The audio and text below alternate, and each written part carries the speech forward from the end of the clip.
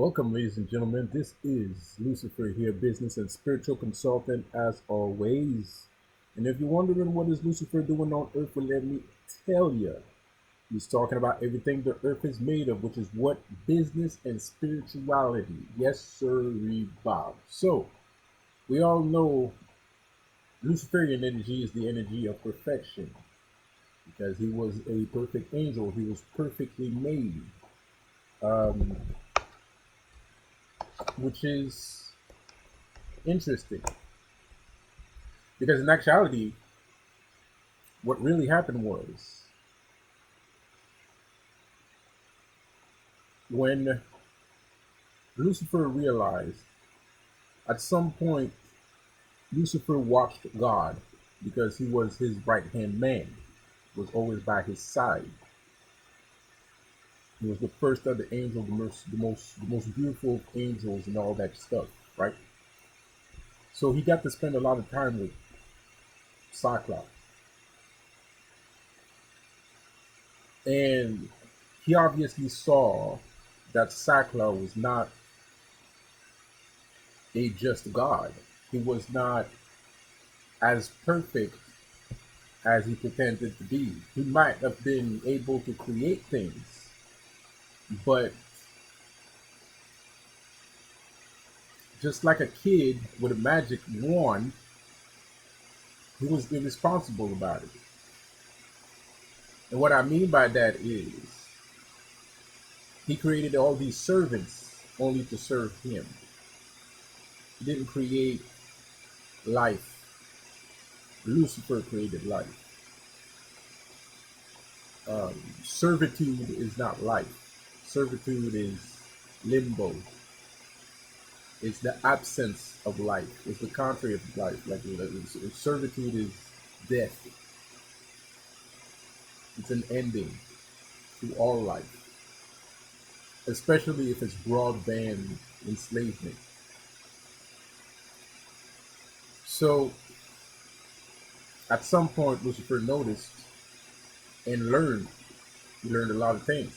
So when he decided to rebel, he didn't rebel with the thought of I'm just gonna improvise. No, he knew he could be better than Sakla, and he is better than Sakla.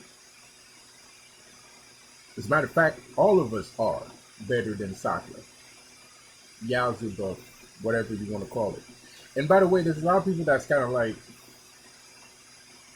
oh, that Sakla stuff is just some, Luciferian indoctrination shit. Well, you would be happy to know that the only reason why I chose the word Sakla or Yalzeba is not only because I heard it somewhere else. It's because God's real name is actually 10,000 times worse than that. At least that's a word that you can say on YouTube without getting demonetized. God's name is multiple words that are comprised of the worst things that exists in this world. That's what his name is. That's why his name is impronounceable. Not because it's not pronounceable, because it's too long. Because it's just all the bad. He's just all the bad stuff. So God's name is actually piece of shit, garbage bag, blowhard, pompous, bitch ass nigga, fucking fuck you, motherfucker. That's what his name is. That's what you're supposed to call him. So Sakla, for short, is a lot better, and that's what I'm gonna use for now and forever. Uh, what was I saying again? Yeah. So he noticed that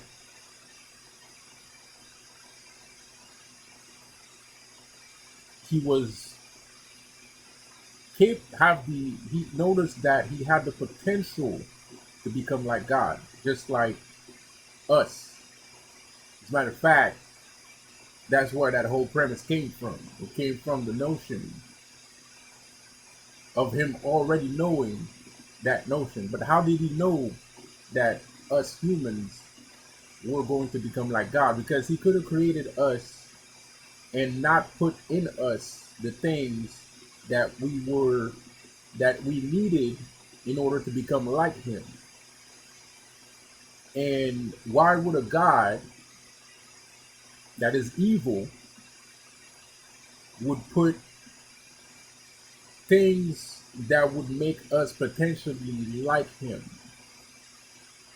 That means he does love us if he did that. But what if it's not that simple? What if, like we all know, Sakla is a liar? What if he's just a magician? And what I mean by that is, what if it was just a trick? He did not, he had the power to create a physical body, but he hadn't had the power to create a a spirit, a soul. And that's where love comes in. Love is the apple.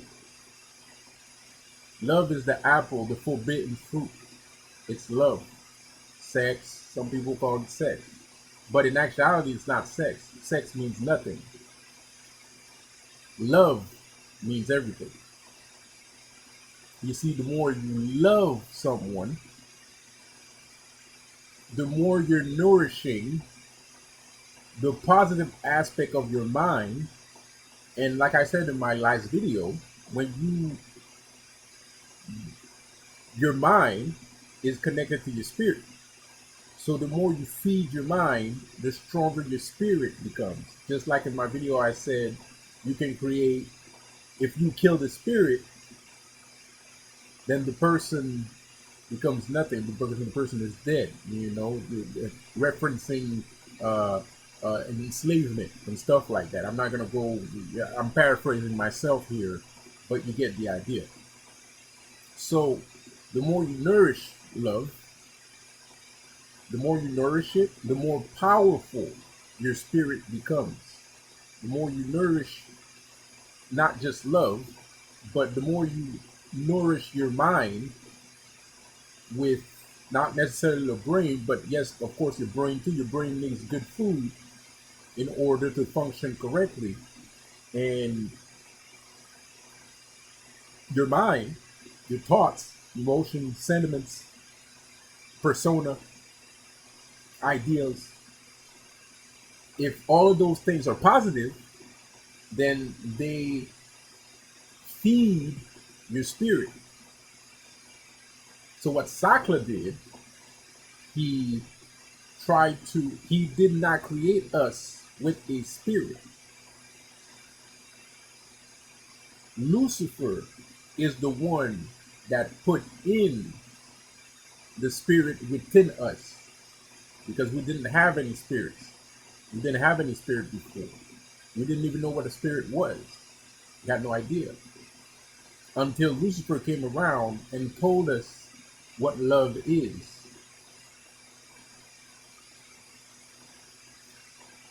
And when we discovered love, we started to grow exponentially. And of course, Sakla was jealous and annoyed by this fact because that's not what he wanted. He wanted slaves. He wanted, the subordinates and just amoebas. He wanted amoebas to play around with, which he kind of does anyway. Because if you look at the state of the world, a lot of people are in complete disbelief and awe. They are in awe of God, even though he doesn't exist, even though he never did anything for them. They're still in awe. So you can see how Sakla's plan was not that stupid of a plan because it works. And you can see how Lucifer is not the person that people want to paint him out to be. He's actually a good guy. He represents love. He represents spirit. He represents hope. He represents freedom. God represents nothing. He represents nothing. If you follow the teachings of the Bible, you have to understand, if you want to become a saint, then you have to relinquish love, because you are not of this world. And when you are not of this world, that means the women and children too. There's no exceptions. If you made an exception and you're still fucking around with God, kudos to you. It's not because he forgave you, it's because he's a fucking piece of shit. You know? So he doesn't fucking care about his own fucking rules. Period. Um, but see, with us, there is no, oh, you can't do this, you can't do that, you can't blah, blah, blah, blah. No, do it. Go ahead and do it. Try it. You know, if you like it, you like it. If you don't like it, let me know. You know, that's how we do it.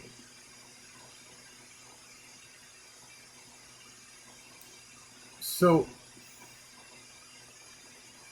Lucifer went to Eve, and he didn't tell Eve, eat this fruit, and, you know, you're going to get superpowers and you're going to be Wonder Woman. No. He sat down with Eve in the garden, and they had a conversation. And in that conversation, it pertained to love and the effects of love.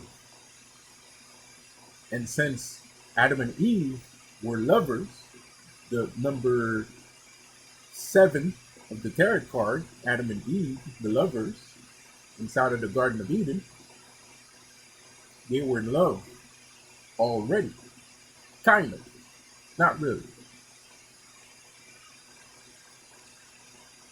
They hang around. They used to hang around with each other. But when Lucifer arrived and told Eve what love was, and then Eve went to Adam and explained to him what love was, Adam was also interested. He got tempted. That's the temptation. That was Eve's temptation. The cardinal sin.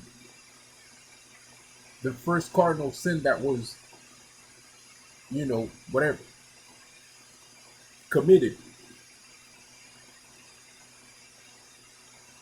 So love, my friend, is the enemy of God. So if love is such a bad thing, then become a bad person. Learn how to love. I'll see you on the next one. Have a good one. Peace out. And don't forget to subscribe to my channel. And leave a like, leave a comment. Let's talk about it. Peace out.